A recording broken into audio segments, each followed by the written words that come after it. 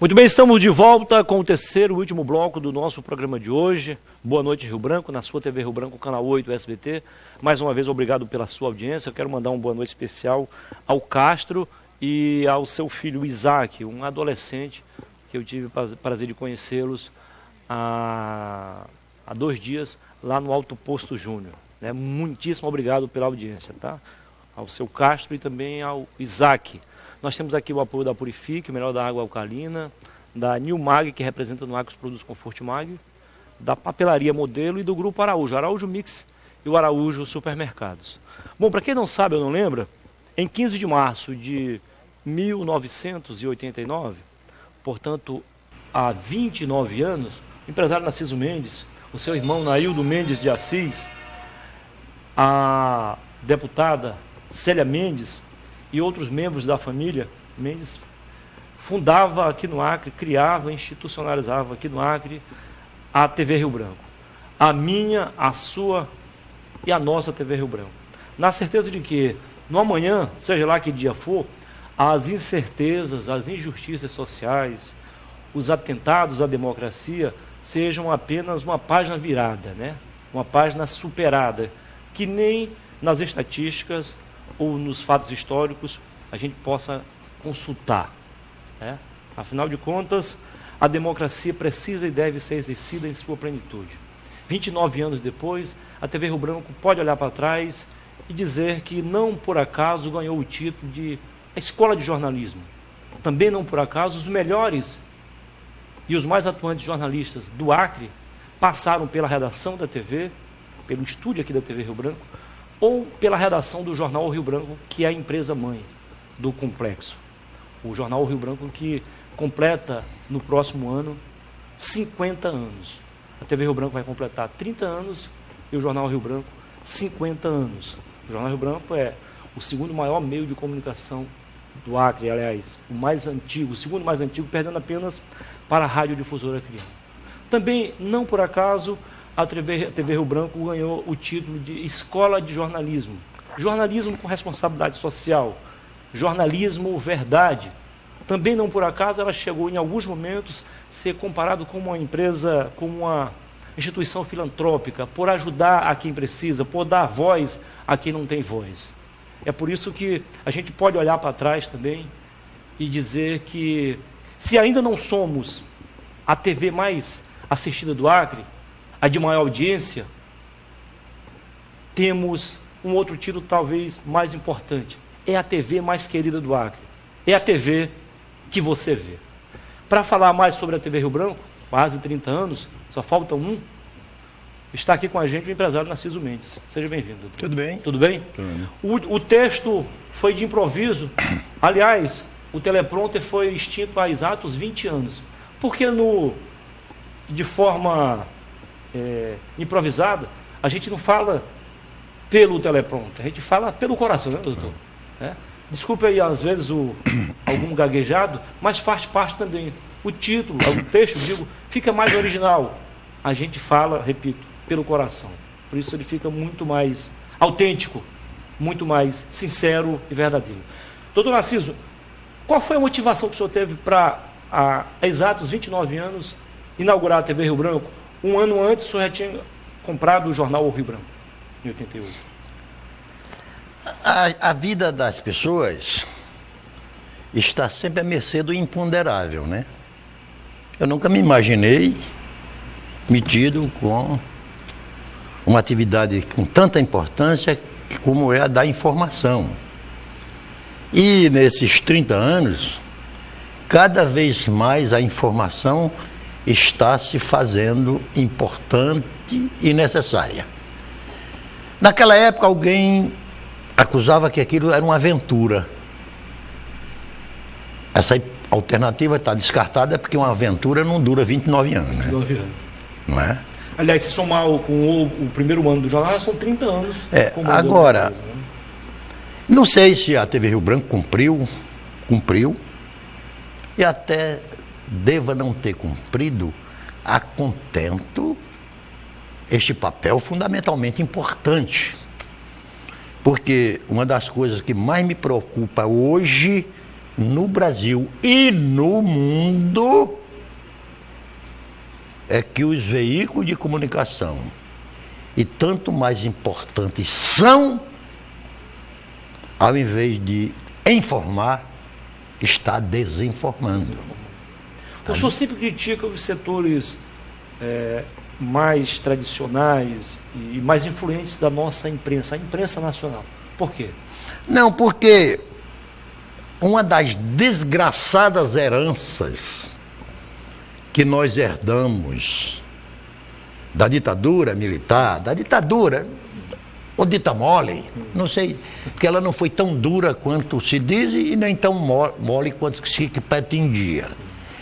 Foi a gente ter criado, e a própria imprensa, e quando eu me refiro à imprensa, não é a TV Rio Branco, a TV Acre, nem a TV Gazeta, eu me refiro à imprensa que foi dirigida no passado por Assis Chateaubriand e que hoje é praticamente comandada pela família Marim.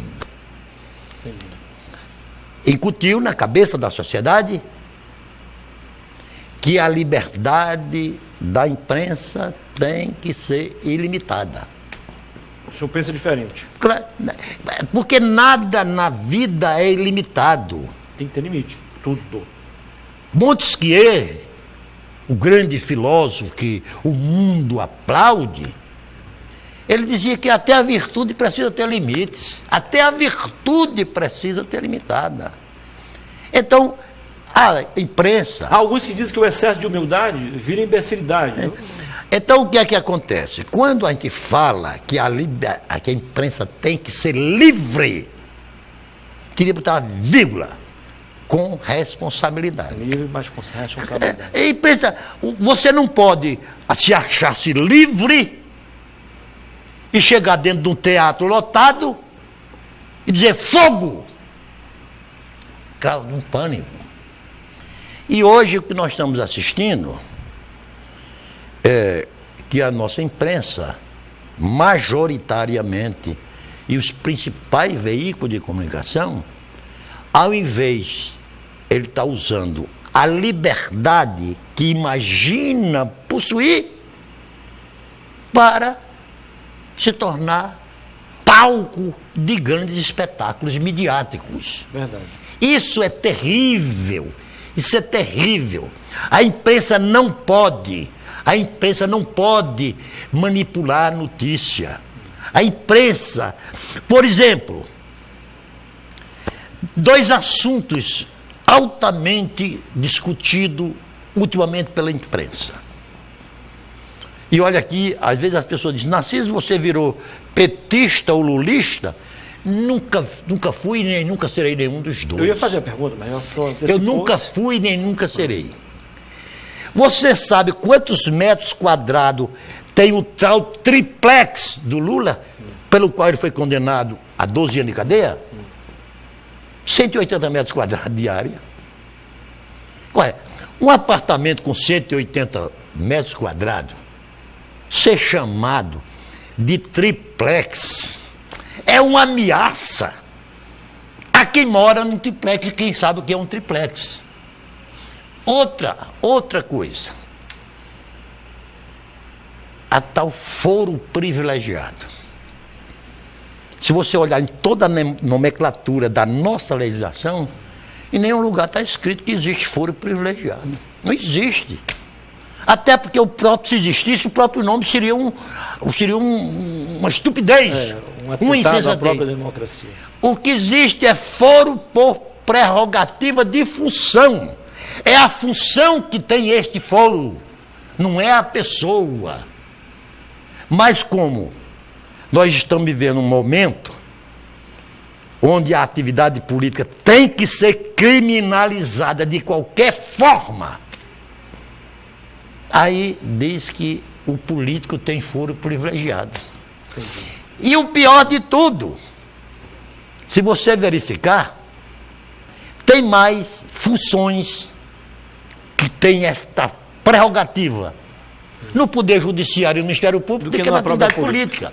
Mas é porque eu imagino, o senhor que foi congressista, sabe muito bem disso, dos 3 poderes, o mais vulnerável, o mais aberto ainda é o poder legislativo, o mais democrático ainda. Ele então, é o mais visado. Mas é por isso,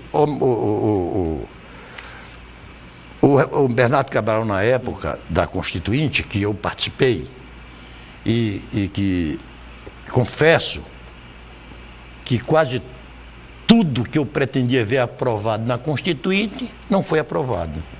E aquilo que eu não queria que fosse aprovado acabou sendo. É coisa da democracia. Porque a nossa Constituição foi feita olhando para trás. Não foi feita olhando para frente. E isso aconteceu em todos os países do mundo que fizeram sua Constituição depois de uma ditadura. Aconteceu na Espanha, com Franco. E na própria Constituição já previa a reforma constitucional, né? Lá nas então, o que é que disposições acontece? Transitórias. Aí voltando, certamente foi a razão do meu chamamento aqui, foi os 29 anos de TV Rio Branco. Eu só tenho a informar, e você que está aqui quase durante todo esse tempo, e todos os jornalistas que por aqui passaram, só tem que ser testemunha de uma afirmação que eu vou dizer. Nunca conversei com nenhum jornalista daqui para pedir que elogie fulano, que critique ciclano, porque isto eu teria vergonha de fazer. Falando Nunca soube, você apresenta aqui um programa há 10, 20 anos, nunca eu soube quem é os convidados que você vai trazer daqui. Se é do governo, se é da oposição, se é crente, se é católico, se é branco. Então, porque eu acho que a imprensa pode ser boa e pode ser má, mas sem liberdade ela é sempre má. Mas a liberdade a qual eu me refiro é a liberdade com responsabilidade. Entendi. E não a liberdade sem limite. Vamos falar um pouco de empreendedorismo. O jornal, repito, vai completar 50 anos, a TV completa 30 anos ano que vem, exatamente daqui a um ano. E o portal, que é a mais jovem empresa do grupo, está completando 15 anos. O senhor tinha uma outra atividade, que era da construção civil, e aí depois passou a investir mais na comunicação. Existe uma outra empresa do grupo, a SIC, mas esta foi criada mais, motivada mais pelo seu filho, Narciso Mendes Júnior, o Narcisinho. De lá para cá, nesses 29 anos, doutor Narciso, o que mais lhe chamou a atenção no sentido positivo e ao mesmo tempo também no sentido negativo? Não, o que mais me chamou a atenção, não. O que mais me preocupa é que, além da criminalização da classe política, que para mim isso é o grande mal que está posto aí, é também a criminalização que vem sendo feita de forma sistemática a classe empresarial. Essa classe não presta nenhum serviço ao Brasil, não presta não. É quem paga quase todos os impostos que mantém essa brutal máquina inoperante, e é ela que é responsável pela geração de emprego. Quer dizer, você gera o emprego e dá o dinheiro para manter. E é criminalizada. Isso me preocupa. Por exemplo, hoje, as duas maiores empresas processadoras de carne do mundo são brasileiras, que é a JBS e a BRF. As 6 maiores construtoras do Brasil, sentada no banco dos réus. Quando, na realidade, empresa não comete crime. Nos Estados Unidos, empresas não são taxadas de criminosas. Para lá, as empresas são socorridas pelos chamados acordos de leniência. Quem comete crime dentro de uma empresa são os seus dirigentes. Aí não, lá os dirigentes pagam caro. E aqui nós estamos vendo quase todas as nossas atividades destroçadas, Porque incutiram na cabeça do povo que são as empresas que cometem crime. Então isso é o nosso futuro desafio. Nós queremos manter a democracia nossa, que anda tão agredida, tão vilipendiada. Então, se quem quer manter a nossa democracia, tem que partir de um pressuposto que não pode criminalizar a atividade política. Doutor Narciso, há 5 anos o senhor faz parte, tem cadeira cativa num programa, um único programa 100% de debate da TV Acreana, que é o Tribuna Livre. E há 15 anos o senhor passou a ser articulista também do jornal Rio Branco. Aliás, das 3 empresas, o senhor deixa bem claro que tem uma paixão maior pelo jornal. Qual é a motivação que o senhor tem para escrever 3 artigos por semana e para participar juntamente com o Narciso e com o Mastério, que é o apresentador do programa do Tribuna Livre? É para demonstrar aquilo que eu sou. Eu não tenho nenhuma preocupação de reafirmar o que eu escrevi há 10 anos atrás. Ainda que tenha mudado de opinião. Porque a opinião só não muda de opinião quem só tem uma. E quem só tem uma opinião não tem outra alternativa. O que eu tenho feito, e você vê que eu pouco me preocupo com as picuinhas, com as briguinhas entre o deputado e o vereador. Só vai mais nos grandes temas. Eu me preocupo muito com temas. Até às vezes, quando eu termino de fazer, eu digo, eu tenho a impressão que só quem vai ler esse artigo sou eu quando estou corrigindo. É tanto que, de vez em quando, eu encontro a pessoa, Narciso, eu li esse artigo, uns dizem que não gostei, outros dizem que gostei, e a ambos eu agradeço, que pelo menos eu estou sabendo que alguém leu. Mas o meu propósito é apenas de expressar aquilo que eu imagino. E não o faço com a convicção de que sou dono da verdade, não. Mas o senhor escreve por convicção? Não, escreve. Eu escrevo com fundamentos. Com fundamentos. Por exemplo, quando eu estou falando na questão do foro privilegiado, do foro privilegiação, é só apenas para mostrar que é uma mentira. Não existe essa coisa chamada foro privilegiado. Existe foro privilegiação.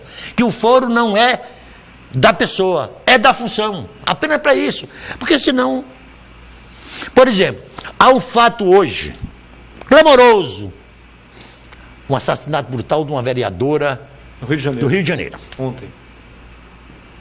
Aí o Brasil chamou a atenção, a grande imprensa, a coisa foi tão impetuosamente divulgado que o Le Monde de Paris, o New York Times dos Estados Unidos, o Clarim da Argentina trouxeram essa notícia de primeira página.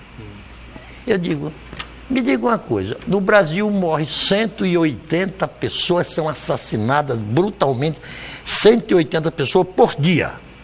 Por ano, 64 mil pessoas, como aconteceu ano passado. E a morte das outras? Não merece nenhum destaque.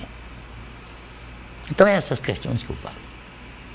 Então, eu acho, Muniz, e que espero que vocês, que de fato, quem leva a imagem positiva ou negativa da TV Rio Branco e do Jornal Rio Branco, é mais vocês do que eu.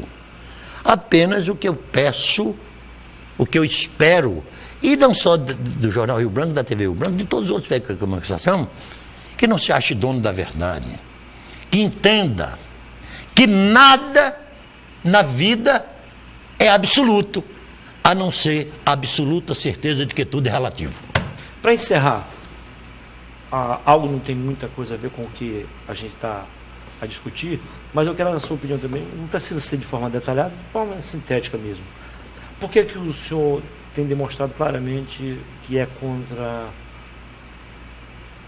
o impeachment, seja lá de quem for? Porque eu sou contra o impeachment? Porque eu sou o regime que eu imagino, e o regime implantado em todas as democracias importantes do mundo, em toda a Europa, por exemplo, o regime é o regime parlamentarista. E no regime parlamentarista não existe essa figura de impeachment. Você acha que isso traz prejuízo ao país?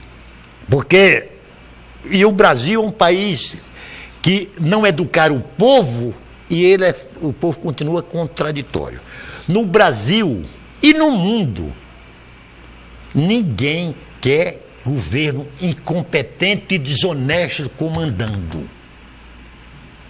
E o regime presidencialista, que é o nosso, só permite afastar um governante através de um processo de impeachment. Então a gente assiste o governante incompetente e desonesto do poder, mas para afastá-lo do poder é de um processo que precisa preparar um ano inteiro e mais um ano para a execução.